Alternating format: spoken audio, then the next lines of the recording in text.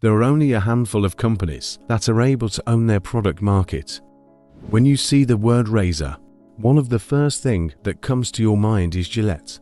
Founded by King Camp Gillette on 28th of September 1901, the company has been able to obtain immense success, which has boosted the company's influence on a global scale. According to the documented history, Gillette's success came primarily from the First World War era, when the company was selling their razor at a premium price of $5. When United States declared war on the Central Powers in 1917, military regulations required every soldier to have their own shaving kit. Gillette saw this opportunity and marketed their razor by designing a military case decorated with US Army and Navy insignia. Gillette's design of compact kit with disposable blades outperformed and outsold competitors whose razors required regular sharpening and sold 1.1 million razors. After experiencing efficient and versatile Gillette razors, the US military began issuing Gillette shaving kits to every US serviceman, which resulted in Gillette selling 3.5 million razors. As millions of servicemen were accustomed to using Gillette's razor, the company utilized it in their domestic marketing and invested on advertising to reinforce the habit acquired during the war.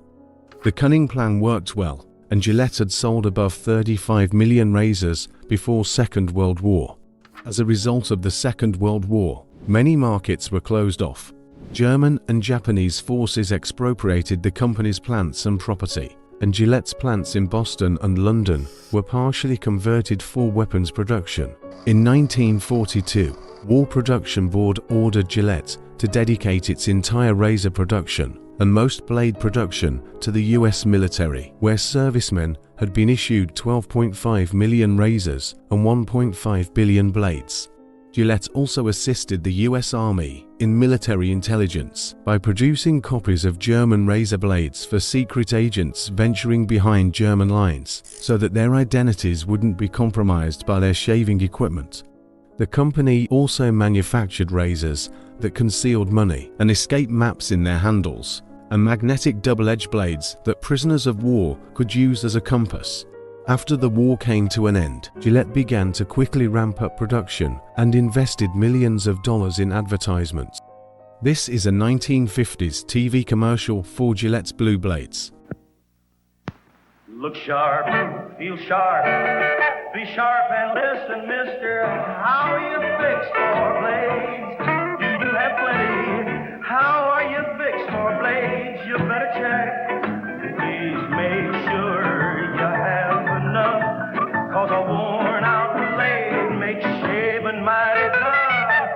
How are you fixed for blades? Better look, Gillette blue blades, I mean. Fast forward to 1962, and one of Gillette's competitor Wilkinson Sword introduced silicone-coated razor blade that stayed 3 times sharper than any carbon steel blade at that time.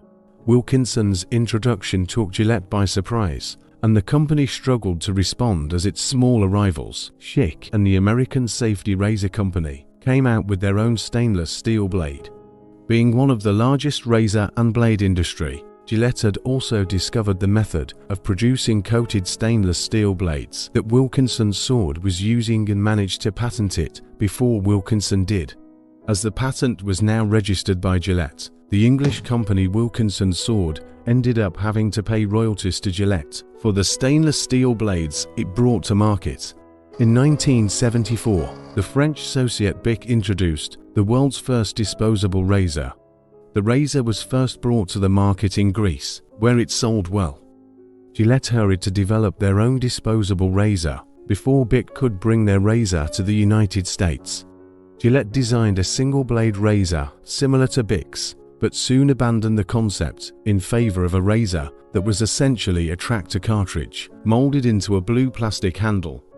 The disposable razor was launched as the good news, and did well to defend against Bic's razor, while Gillette managed to retain market leadership against Bic and other competitors. The popularity of disposable razors, their higher production costs compared to cartridges, and price competition eroded the company's profits.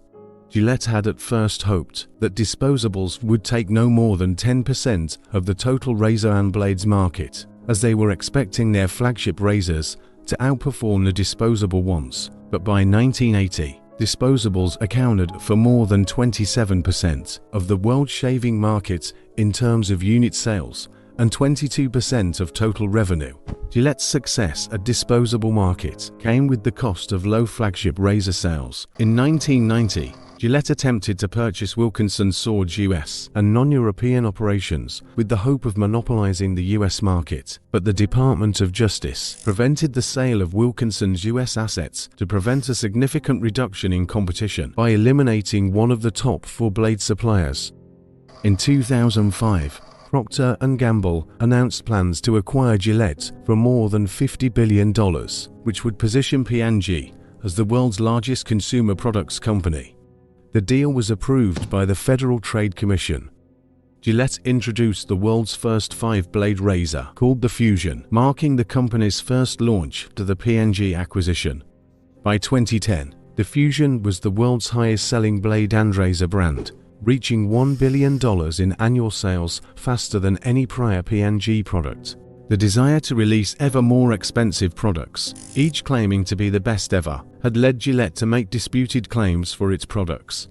In 2005, an injunction was brought by rival Wilkinson Sword, which was granted by the Connecticut District Court, which determined that Gillette's claims were both unsubstantiated and inaccurate, and that the product demonstrations in Gillette's advertising were greatly exaggerated and literally false.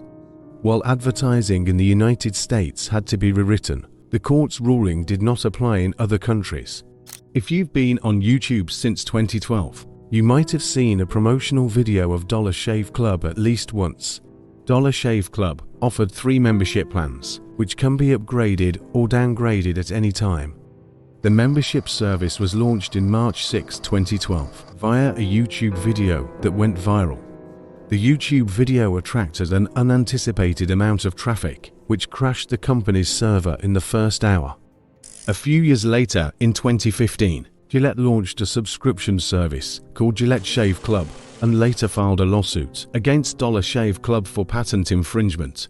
The Dollar Shave Club lawsuit was criticized for revealing flaws in Gillette's own patents. The lawsuit was dropped 2 months later when Dollar Shave Club filed a countersuit. Gillette couldn't assert dominance in the market like it used to. New competition in the market like Harry's, Dollar Shave Club and Manscaped were gaining significant popularity due to their competitive pricing and attractive packages. Despite Gillette's 54% market share, this was a far cry from the dominance Gillette once held. Since 2010, the company's market share has dropped from 70%, which was a direct result of changing body and facial hair preferences and the introduction of subscription and alternative brands. Gillette wanted to hop on a trend and be the buzzing company on the internet. On 2019, Gillette launched We Believe advertisement that was meant to grab attention of woke activists, whose primary agenda included awareness about toxic masculinity. The advertisement goes to great lengths, not to mention razor blades, but to condemn toxic masculinity. Majority of Gillette's customers were male. The company's advertisement, taking on the woke movement, generated a massive backlash that became a trending topic on the internet. A new movement called Boycott Gillette was launched, where people would release a video of them throwing their Gillette product. The toxic masculinity fiasco caused Gillette roughly $350 million in the time span of 6 months. When you're a large-scale industry, $350 million becomes a small sum of money. While the woke movement did cost Gillette some money, the company still earns over $82 billion in annual revenue and continues to grow day by day. But the badge of infamy that was left from the advertisement fiasco won't disappear anytime soon.